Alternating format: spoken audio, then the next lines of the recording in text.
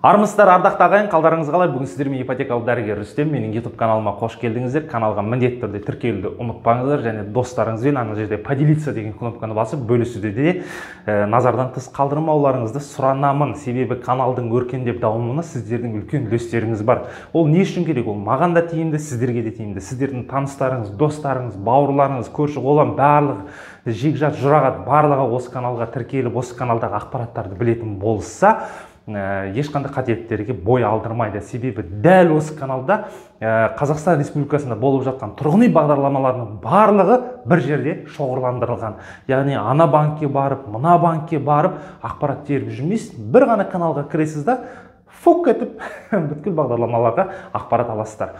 Бүгінгі тақырып особая ипотека және стандартная ипотека.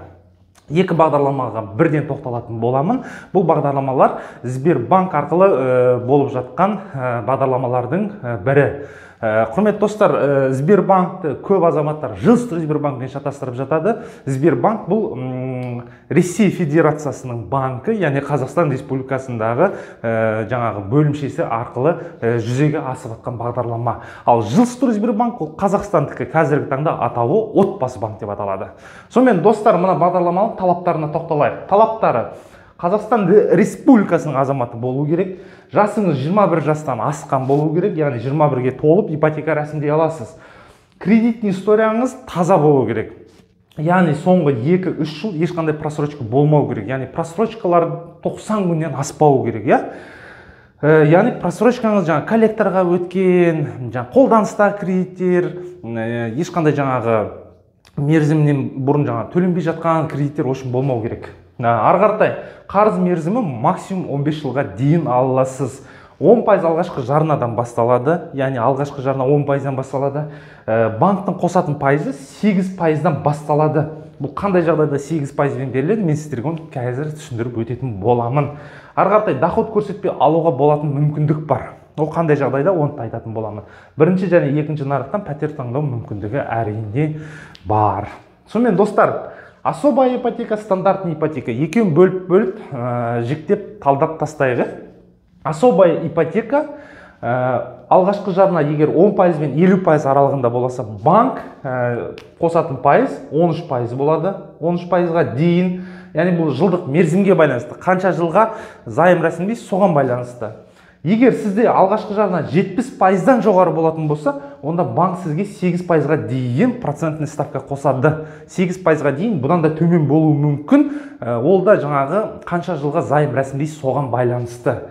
Сонымен қатар доход жетпесе 3 адамға дейін сіз созаемщик тарта аласыз, яғни қарапайым қазақ жаңағы жалпақтың айтқанда гарант 3 адамға дейін. Но сол 3 адамның мысалы біреусі бір қандай да бір созаемщик болса ипотекалық займға, немесе өзінде ипотечный займ болса, немесе автокредиттер болса, ол жарамайды. Сондықтан жаңа созаемщик тартқан кезде осы мәселеге көңіл аударуларыңыз тиіс. Енді мысал ретінде айта кетейік, достар, особая ипотека бойынша мысал ретінде егер 10%, 15 миллионға пәтер аламыз дедік, 10% алғашқы жарна болса, сізде 1,5 миллион теңге болды, 10% алғашқы жарнаңыз. Қарыз сомасы 13 миллион 500 мың теңге. Яғни сіз 15 миллионның 10%-ын салдыңыз, жетпей тұрған соманы қарыз қаласыз банктен. Пайыз 15 жылға займ рәсімдейін десеңіз, 13%-бен беріледі, яғни 12-де 99 дейтін 13%. Ай сайынғы төлем 170.719 теңгеден болады. 15 жылға займ рәсімдеп жатсыз, 10% алғашқы жарнамен. Переплата 17.229.397 теңгені құрайды, достар, көрдіңіздер да? Енді особая ипотека тек қана бірінші нарыққа арналған, ол BI Group үйлерін ғана аласыз, яғни BI Group компаниясының пәтерлерін ғана. Ол пәтерлер арнайы, яғни BI Group'тың барлық пәтерлері емес, арнайы бір пәтерлері. Оны BI Group бөлімшесінен біле аласыздар.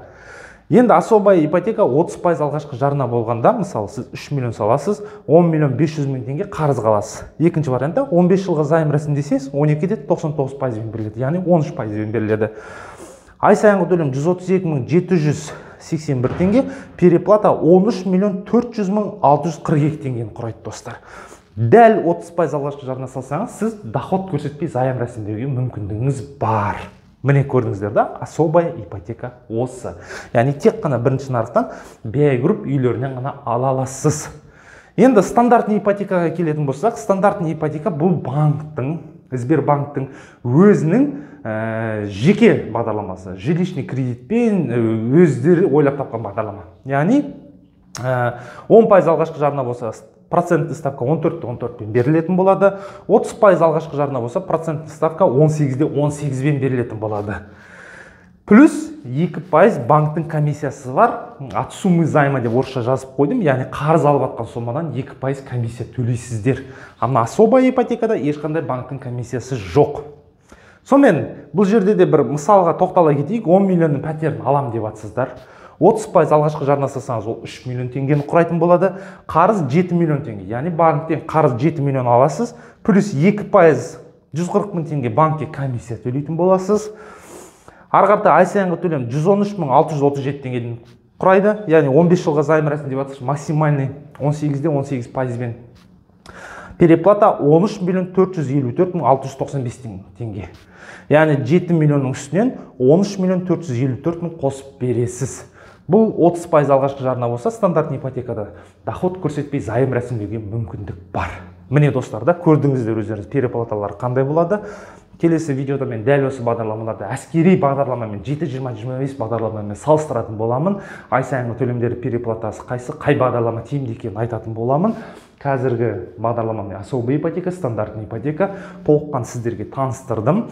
Таңдау әрине өздеріңізде. Кейбір азаматтар айтуы мүмкін, переплата масқара деп. Действительно переплата көп, бірақ бөтен біреудің пәтеріне жалдап, сол үйдің иесіне ақша төлегенше өз пәтеріңізді алып алғанға не жетсін. Себебі, ай сайынғы төлем бұл жерде қолжетімді. Өздеріңіз қарап отырсаңыздар, қолжетімді. Переплата көп. Өйткені ол жылдық мерзімі ұзарған сайын переплатасы көп. Сіз аз жылдық мерзімге алуыңызға болады, бірақ ай сайынғы төлем көп болады. Но Қазақстан Республикасында жаңа инфляция деген бар, ақшаның құнсыздауы деген бар. Сіздің бұл переплатаңыз кейін аз ақша болып қалуы да әбден мүмкін. Сондықтан достар, мен сіздерге үгіт насихат жүргізбеймін. Дәл осы бағдарламаны рәсімде ойбай ал деп, таңдау әрине өздеріңізде. Елімізде бұдан басқа да бағдарламалар толып жатыр. Дәл менің осы YouTube каналымда барлығы бар. Плейлист бөліміне өтсеңіз, бағдарламалар деген бөлім бар. Сол жерде бүткіл бағдарлама қатар-қатар жазылған, түсіндірілген. Қарап шығыңыздар.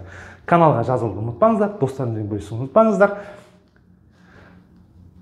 Бүгінгі тақырып ұнаса, лайктарыңызды аямаңыздар. Келесі видеода кездескенше сау, саламат болыңыздар.